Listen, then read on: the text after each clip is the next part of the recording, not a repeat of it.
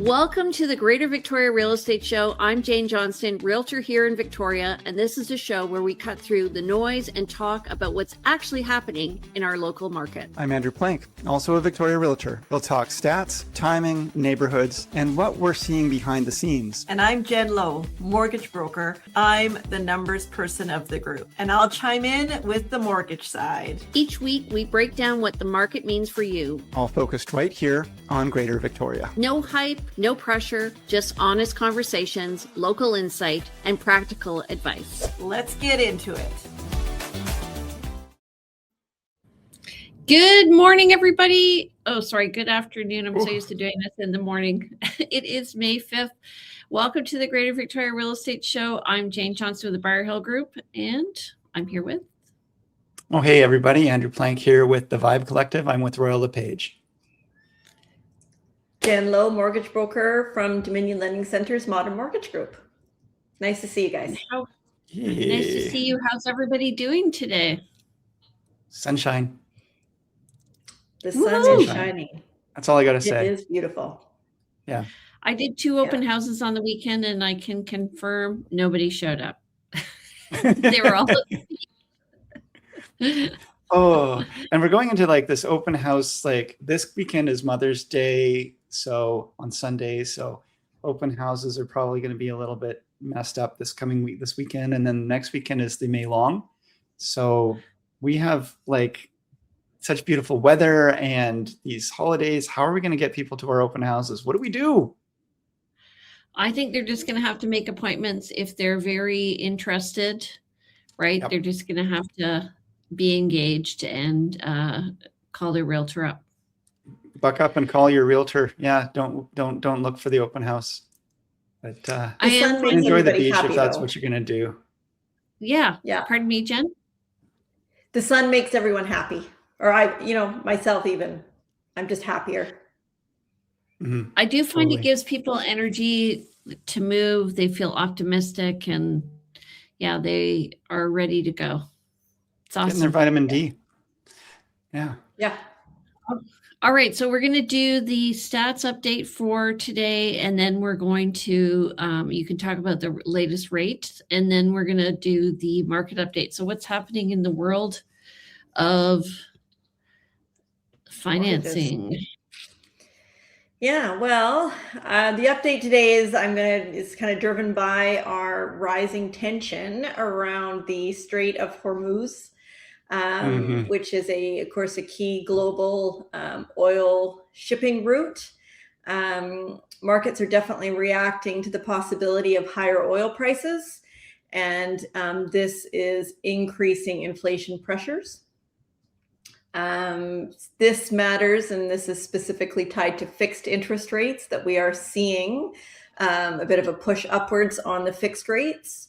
However, at the same time, there's some concerns around recession with the higher energy costs. That's going to slow consumer spending and potentially weaken our economy.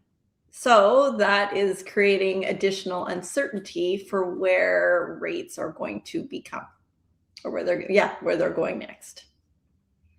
So a good way to characterize the rates and pressures is all over the place. Yes. Who knows? Yeah.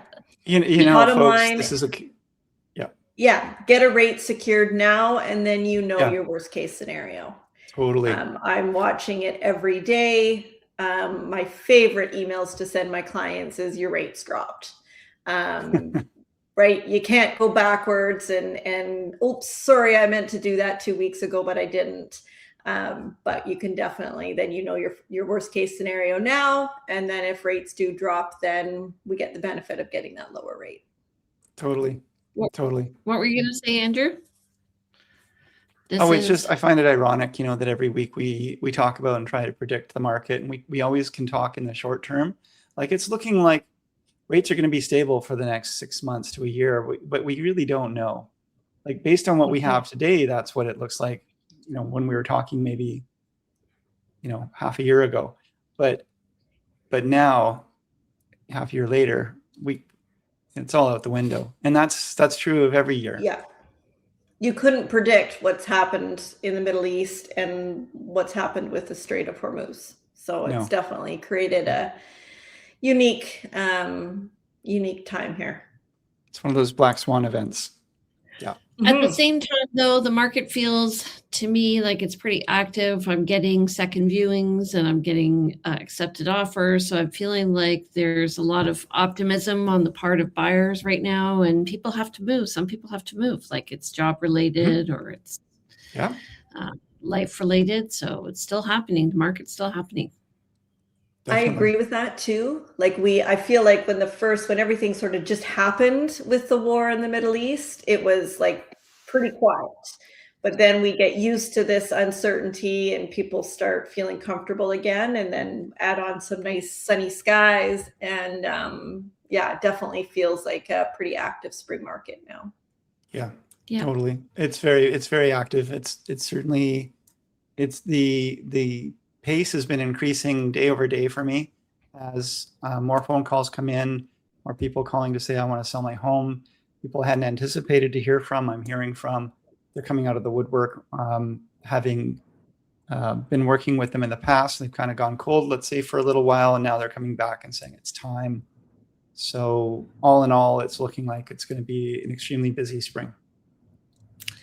Do you know, once you said something I remember, like maybe you said a long time ago, I can't remember when, but you were talking about timing and how sometimes like the realtor has to be ready and the buyer has to be ready and the market has to be ready. And they all have to be like, it's like a trifecta of energy coming together. And when that happens, things just happen and it's super easy. Don't you think? Did I say that? I'm a wise guy. You didn't say the trifecta part, but okay. Now you're ad-libbing. No, but I think you were talking about how, sometimes the client's ready and maybe you're not vibing with them.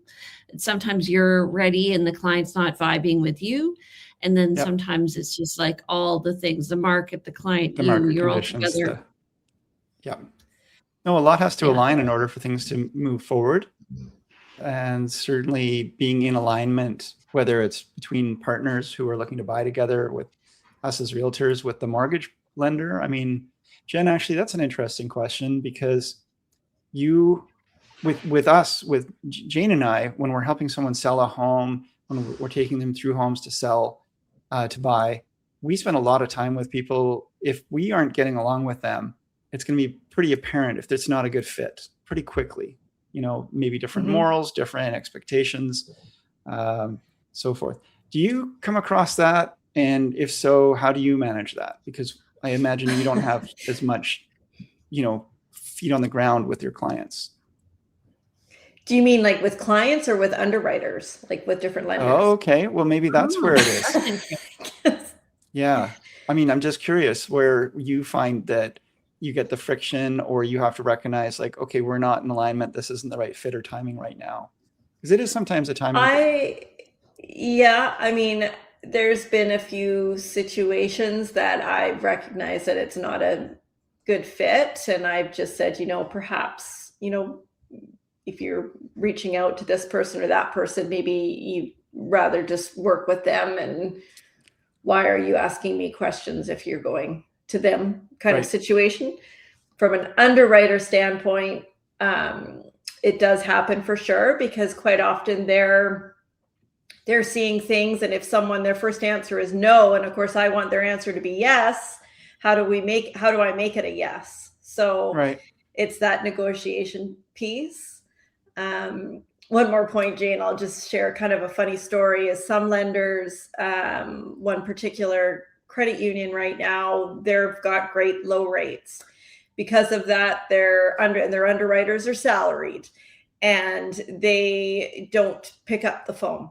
You cannot talk to them. They expect, one particular underwriter, not all of them, expect you to be available and ready when she's going to call you on the file, not when I have questions for her. So there is interesting frustration behind the scenes sometimes too. I was going to say the underwriter is working for the lender, and you're working for the client. So there's a dynamic tension there. Yeah, Mhm. People just Definitely. understand that. So we're working for you. Often we get called by the mortgage broker to ask about the file and stuff like that. We'll provide information, but then we'll also get called by the appraisal, the appraiser. The appraiser is working for the bank.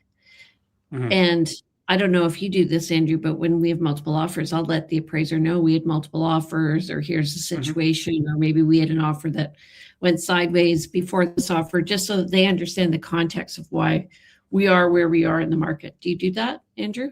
Yeah, no, totally. If they're calling, I'm going to give them context because it's really helpful to them. At the end of the day, you want the property to appraise accurately and properly. And if they don't have that context, I mean, whether or not they are supposed to incorporate that into how they do their appraisal is a whole other matter. I find it's interesting that the appraised value is often very close to the accepted value. But you also, I mean, if they're there to capture any really big discrepancy where there could be a problem for the bank. And it also speaks to appraisals also speak to what's happening in the market as well, because appraisals aren't accurate after a certain amount of days. I think it's 30 days. Is that right, Jen? or you Yes. mean the bank will want a new one? Quite often 30 Okay. days. Yeah. So I had a listing where we actually listed it last fall. It was slow market. Things happened and we had to take the house off the market. We relisted it again in January, and then we ended up with multiple offers. So this is a case of where the timing of the market is important. So the timing reflected the motivation of the buyers at that time. And in November, maybe the appraisal would have come up differently than it would have when we got the multiple offers in February, right? Yep, Yeah. for sure. Okay, so let's talk about what's happening with the weekly stats. Andrew, take it away. Taking it away. So in the last week, we had 452 new listings come to market, and that compares to 386 the week before. So we are accelerating at least week over week here in terms of new listings coming on market. 200 properties went pending in the last week versus 190 the week before. So those are fairly similar within striking distance of each other. Same with price decreases, 205 in the last week versus 197 the week before. And 84 properties expired last week, and the week before it was only 43. Awesome. So what that means in terms of ratios, list to sale ratio? Do you want to talk List to about sale? Yeah, list to sale was 44.25%. So when you compare the number of listings that came live versus the number of listings that sold, we see that number is 44.25%. And that is actually down over the week before, where we had a 49.22% list to sale ratio. Right. And that's primarily because we had so many new listings coming on. We are coming into one of the highest listing seasons of the year. So Yes. in May. Okay. And coming April month to date, we are at 64 listings so far in May. That's as of Monday, May 4th. May the 4th be with you, by the way. Happy And that's Star Wars compared Day. to Sure. 758 for the month of May of last year. And new listings were at 128, which I think is very high, so close into the market. And that's compared to 1,834. That's a ton of listings last year. So I expect we're going to be high again. And our total active listings, we're at 3,674, and that's compared to 3,717 last year. Right. And just to remind everyone that these stats for the year before are end of the month. So they would have been where we were at the end of May last year, 2025. So as we have more listings coming online, we expect that this total active listings for the current month for this year to go above that 3,717. I think that would be a pretty easy forecast to make. Yeah. All right. And then looking at, we were talking about the cycle of real estate. This is what this graph shows. So over the past 2 years, we see our big season in the spring, and then we see a fall season, and we are strong on that again this year. And I'll just take it to the next chart where you can see April and May rising up, and May is where we're tending to peak. So we're actually a little bit down over last year overall, but we did see a very strong early spring market. So we'll see what happens in May. What do you think, Andrew? Well, I would just encourage people to look at last year's pattern, maybe not the numbers, but the pattern, to say this is what we'll likely see. We'll likely see the peak of new listings coming in May. The peak of sales will go May, kind of June, and then things will start to drop off in terms of new listings in June and sales in July. And that's pretty typical. If we go back to 2024, we also see a peak in May for new listings, a peak in May for sales, and then a drop down in 2024. It dropped from May to June for both listings and sales. So in terms of numbers and each of these line graphs, we're a little low on our sales. You can see over the last couple of years. And we can also see that these numbers, these bars for the listings, are pretty high because, again, for the May one, I suspect we're going to be higher than either the two peaks we saw in 2024, 2025. But yeah, and just once again, the listings are live. They're happening. So we're seeing them on a monthly basis, but the sales are reported after the sale completes. So there's a little bit of a delay there. So there's a lot of activity happening earlier in spring that I think we're seeing reported, a couple of weeks later. Yeah. Jen? Are you seeing an increase in foreclosures? Only I've been talking. One property I am. What's that, Jane? In one foreclosures? So there is one property, it's a leasehold building. I actually don't normally sell leases because I personally have an objection to them. I just believe like you're not investing in the land, and philosophically you're not in control of the decisions made around the management of it. And Orchard House is having a lot of listings right now. They're undergoing a lot of assessments which are being imposed upon them. And so there's quite a lot of listings right now in that building. So I'm seeing that is one of the things I helped someone buy in Orchard House, and I recall afterwards that they were they started to get some special assessments that they had no control over. And with a strata, the owners all vote, and it's a group decision, whereas the street leaseholds, it's the head lease owner, which is not related to the ownership of the leases, or at least the sublease holders are not being able to make those decisions. So no, I agree. It's not a great form of ownership. It's a good option for some people in certain circumstances, but it's not, in most circumstances, they're not ideal. Back to your question, Jen.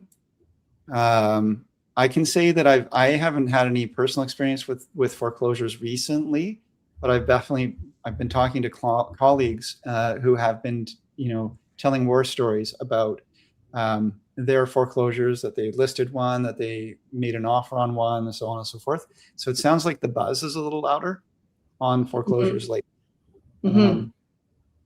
My overall take with why we're not seeing many, I think, is that people have gotten used to using their credits and lines of credits, and I think there's a lot more elasticity. There's like more of a lag factor before people reach the point where they're truly no longer able to handle things. And I think we are moving and dragging towards that. I think there's a lot more people getting underwater, but they're just able to hold on longer, and that's maybe why we're not seeing as many yet. Are you seeing them, Jen?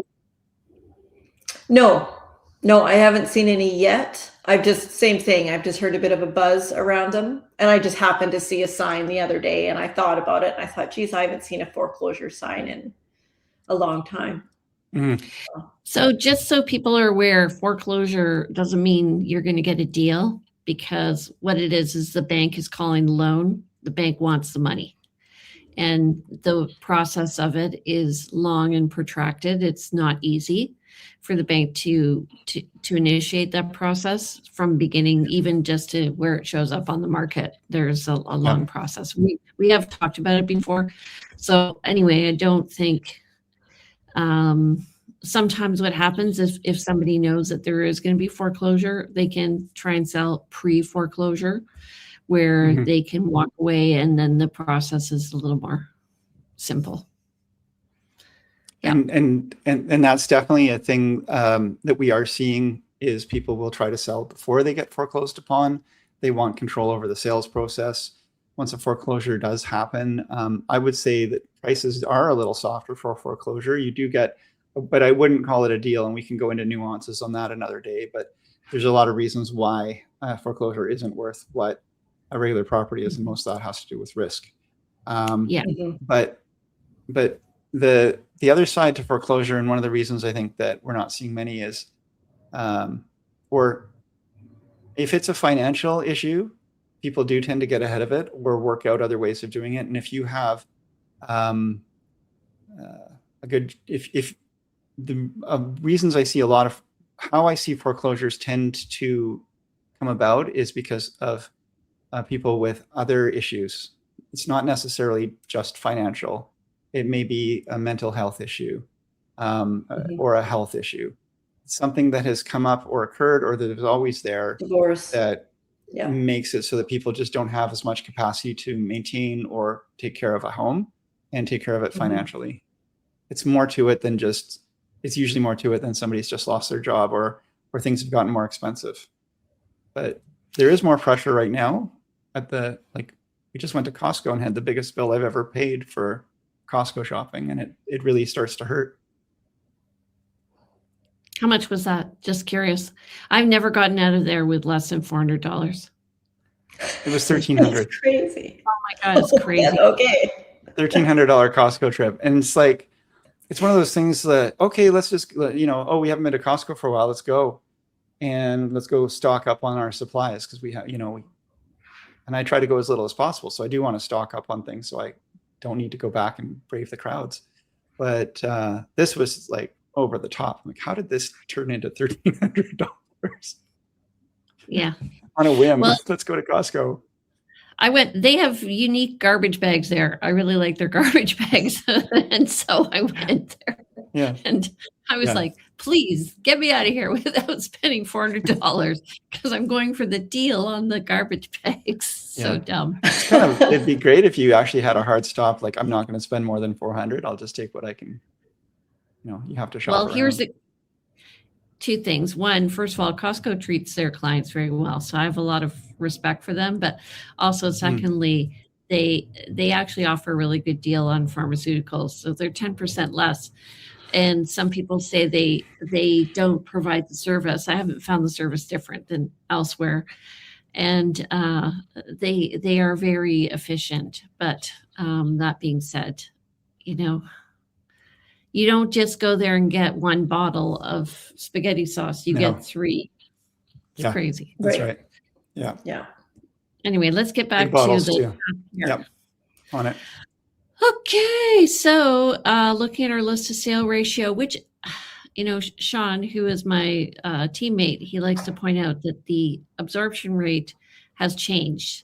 The definition has gone up over the past, since last spring from the board. So they're a little more generous in what they consider to be a balanced market. But we are in a balanced market, and we're moving more, relatively speaking, to more balanced in that balanced market, around 20%. So 1 in 5 properties is selling in 1 month. I still assert that we're on the buyer's side of balanced, based on what I see and experience. But at the same time, we're not in that kind of market where a lot of buyers do feel like, and I've had some communication from some buyers saying, I'm seeing a lot of properties sell well under asking price or under their original price. Not necessarily. Good properties are still going to go multiple offers above asking. But but I think we are on the balanced side, the buyer side of balanced.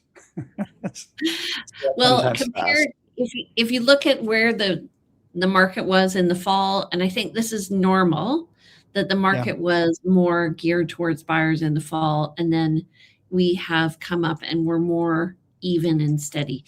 But yes, and I did find earlier in the year there were lots of people who were trying it on with lowball offers.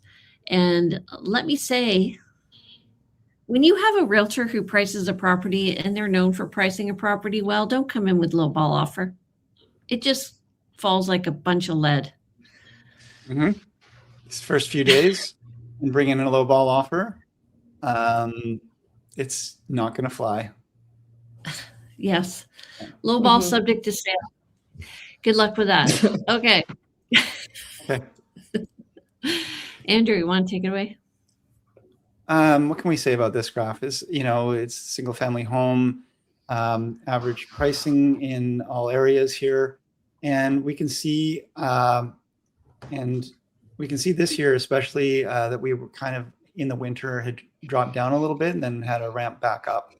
And the prices, I'd say, are doing pretty well right now. We're definitely not in an environment where prices are going down. Are they going up? I'd say they're kind of steady. I mean, we see this number month from March to April going up. But I also know we have a lot of inventory, and I know this bounces around always based on what the averages were, based on, there is no, it could have been a few waterfront homes sold that bounced this up, or a lot of little fixer-uppers that bounced it down. So we on our team are getting calls from people outside of British Columbia, throughout the rest of Canada, and also in the US, who are expats moving back to Canada, and they're wanting to purchase, and they are spending more money. And relatively speaking, we're not high.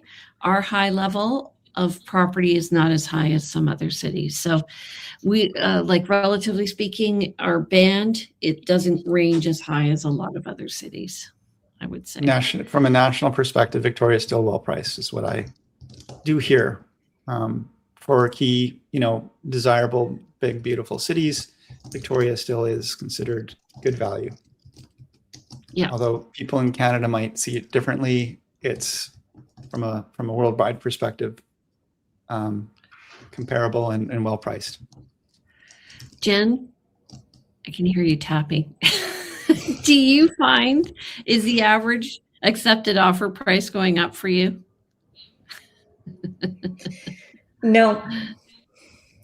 No, I haven't seen a change. You busted me. No.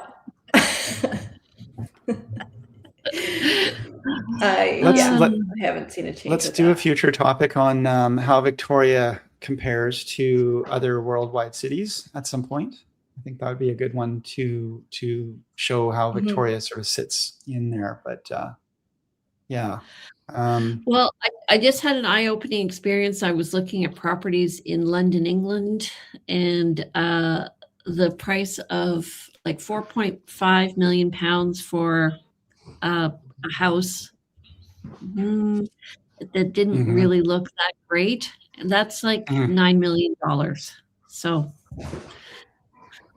compared to London, condos have done well. So here's condos over the past year. We have gone up year over year about $50,000. We're back where we were last spring, and it looks like we're holding steady. I did notice sellers are getting more practical, I guess, on list price as well.